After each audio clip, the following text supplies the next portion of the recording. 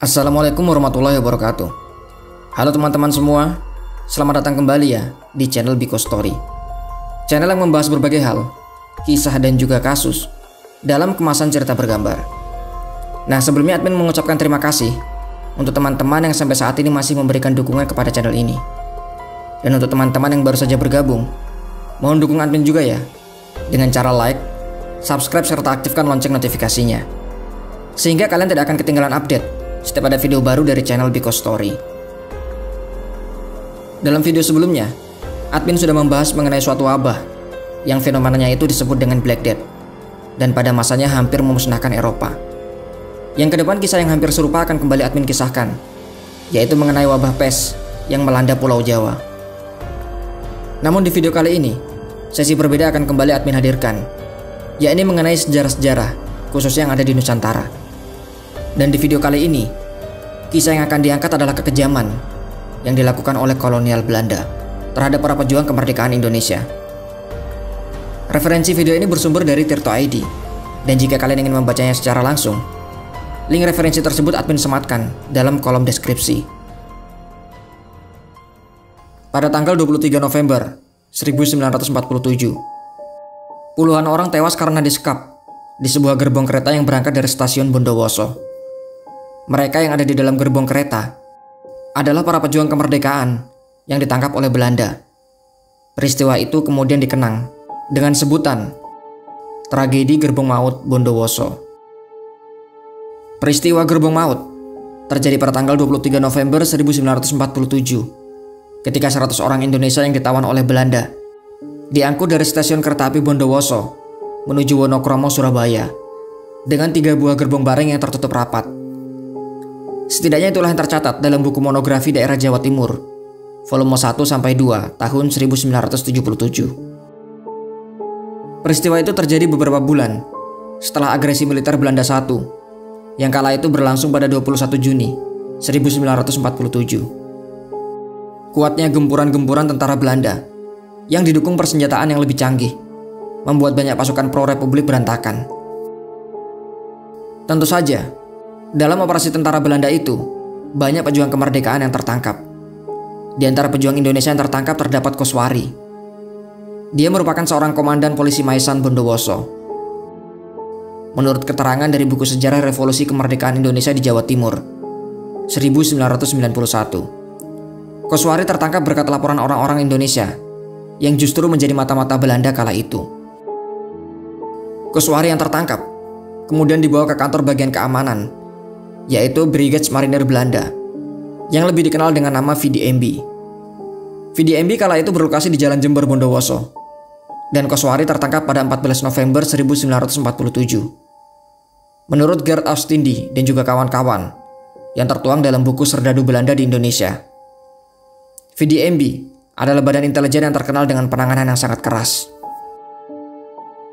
Kebanyakan milisi pejuang Republik Indonesia yang tertangkap akan mendapat siksaan berat dari serdadu Belanda, baik itu serdadu KNIL yang kebanyakan adalah warga Indonesia itu sendiri, maupun bule-bule Belanda yang tergabung dalam angkatan darat maupun marinir Belanda. Area Tapal Kuda yang berada di bagian timur Provinsi Jawa Timur, termasuk Bondowoso, menjadi salah satu wilayah operasi marinir Belanda, di mana di tempat tersebut pula mereka melakukan aksi kekejaman terhadap para pejuang Indonesia.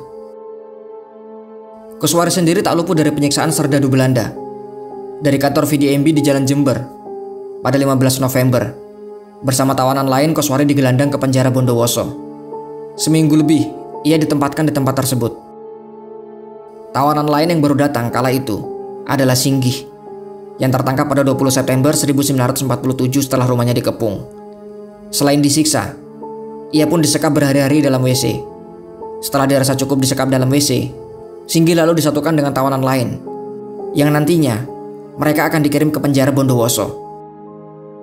Para tawanan kala itu masih diberi makan oleh para penjaga, setidaknya sampai Sabtu sore pada tanggal 22 November 1947. Setelah makan, mereka dimasukkan ke dalam sel masing-masing. Beberapa tawanan ada yang mulai sibuk berkemas, walau mereka sebenarnya tidak tahu akan dipindahkan kemana. Mereka juga tidak tahu jika makan sore itu akan menjadi makan terakhir mereka. Mereka kemudian dibangunkan pada tengah malam, yaitu sekitar pukul 1. Kemudian pada pukul 5.15, saat itu hari telah berganti menjadi hari Minggu, yaitu di tanggal 23 November. Para tawanan itu dikeluarkan dari sel masing-masing.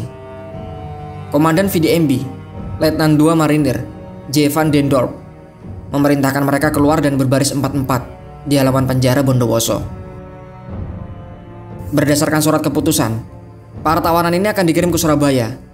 Hal itu dilakukan demi kepentingan pemeriksaan, juga untuk pencegahan mengulangi perbuatannya, ataupun untuk pencegahan usaha melarikan diri. Pukul 5.30, para tawanan yang berjumlah 100 orang itu digiring ke stasiun Bondowoso. Di stasiun itu telah menunggu 3 buah gerbong barang yang nantinya diperuntukkan khusus untuk mereka. Para tawanan langsung diperintahkan memasuki gerbong-gerbong tersebut tanpa diberi kesempatan sama sekali untuk makan pagi ataupun yang lainnya. Hal tersebut tertuang dalam catatan Prayogo Kartomiharjo dan juga kawan-kawan yang tertulis dalam buku Monumen Perjuangan Jawa Timur tahun 1986. Tentu saja, mereka juga dijaga dan dikawal oleh para serdadu Belanda yang kala itu merupakan gabungan dari marinir dan juga KNIL. Gerbong-gerbong itu berukuran sangat kecil dan juga tertutup rapat dengan seng. Nyaris tidak ada ventilasi. Tiap gerbong rata-rata berisi 30-an orang. Gerbong paling depan bernomor registrasi GR5769. Sedangkan gerbong kedua dan ketiga bernomor registrasi GR4416 dan juga GR10152. Akhirnya, pukul 7.30, kereta pun akhirnya berangkat. Saat itu hari masih pagi. Semua masih baik-baik saja bagi tawanan. Udara pagi itu pun masih sangat segar. Namun menjelang siang, ketika matahari sudah mendekati titik tertinggi, penderitaan para tawanan dimulai. Di gerbong pertama, dengan jumlah tawanan yang paling banyak, beberapa tawanan sudah tak merasakan udara segar lagi dan bahkan susah untuk bernafas. Karbon dioksida dari nafas buang tawanan lain harus mereka hirup kembali, sehingga terasa membakar paru-paru mereka. Situasi itu sangat menyiksa. Sementara panas terik matahari pun lama-lama mulai terserap di seng yang menutupi gerbong. Udara dan suhu yang panas pun mulai mendekati puncaknya. Korban akhirnya mulai berjatuhan ketika kereta baru memasuki stasiun Kalisat, yaitu pada pukul 11 siang. 6 tawanan gugur terlebih dahulu. Para tawanan mulai meronta dan juga menggedor-gedor gerbong untuk minta tolong. Serdadu Belanda yang mengawal hanya bilang, "Air dan angin tak ada, yang ada hanya peluru," ucap serdadu itu. Saat singgah di stasiun Jember, ketika jumlah korban menjadi 12 orang, gerbong-gerbong itu justru terlebih dahulu dijemur di bawah terik matahari dan berlangsung selama 3 jam. Panas, pengap dan haus menerjang para tawanan. Hanya air kencing saja yang mungkin kala itu bisa mereka gunakan. Namun syukurnya, hujan lebat kemudian datang ketika mereka masuk di stasiun Kelakah, yang kemudian menjadi sedikit oase bagi mereka yang masih bertahan. Tubuh mereka menjadi sedikit lebih segar.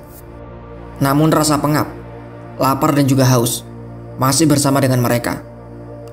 Tidak ada lagi yang bisa dilakukan selain berdoa, berharap agar mereka bisa selamat. Sesampainya di stasiun Probolinggo, para tawanan di dalam gerbong kembali menggedor-gedor gerbong.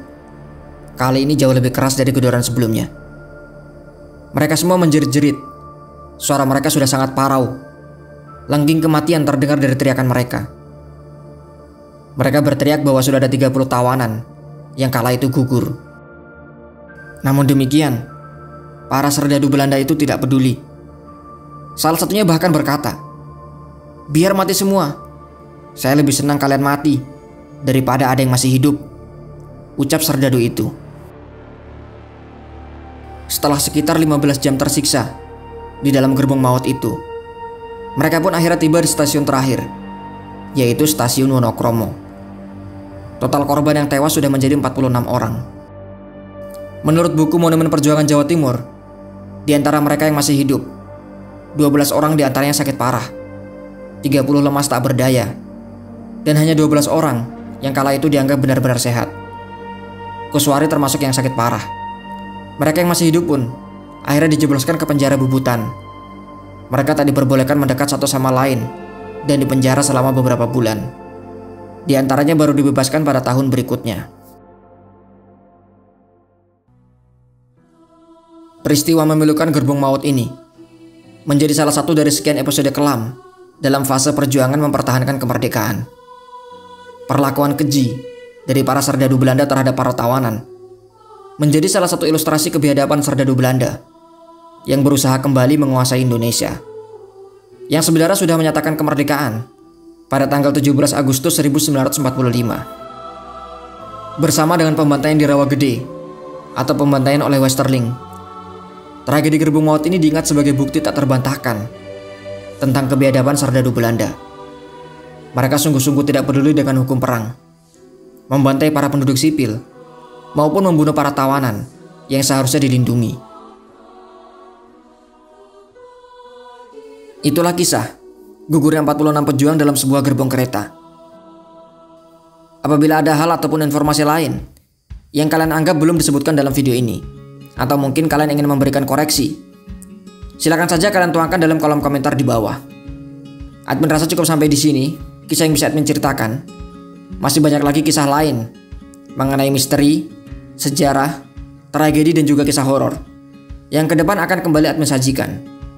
Dan jika kalian tidak ingin ketinggalan, silakan klik tombol subscribe serta aktifkan lonceng notifikasinya. Silakan juga like dan share video ini jika kalian berkenan. Sampai jumpa kembali ya di video berikutnya. Wassalamualaikum warahmatullahi wabarakatuh.